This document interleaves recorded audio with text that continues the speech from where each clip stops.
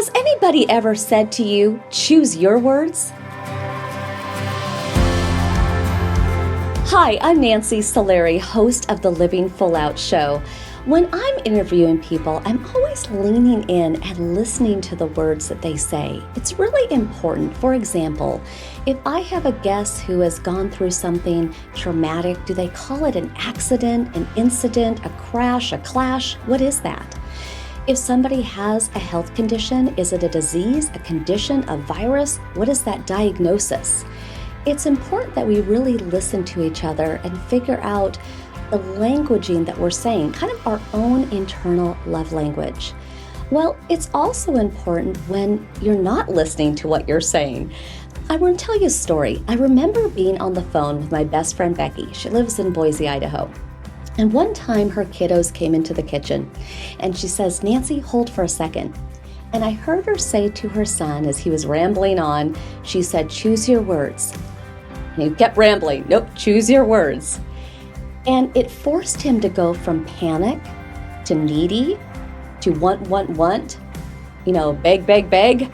And he calmed down and he had to be very concise with what he wanted.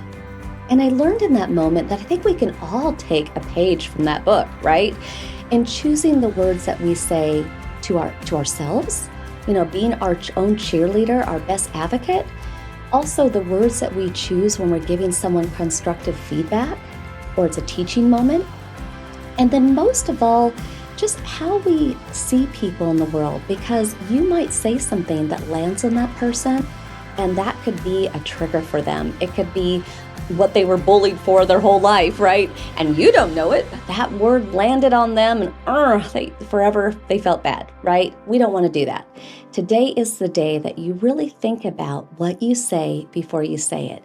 Calm down, think slowly, go down into your lower register of your tone, right? You don't have to be anxious, worried, and get it right every time. Slow, peaceful, and let it come out.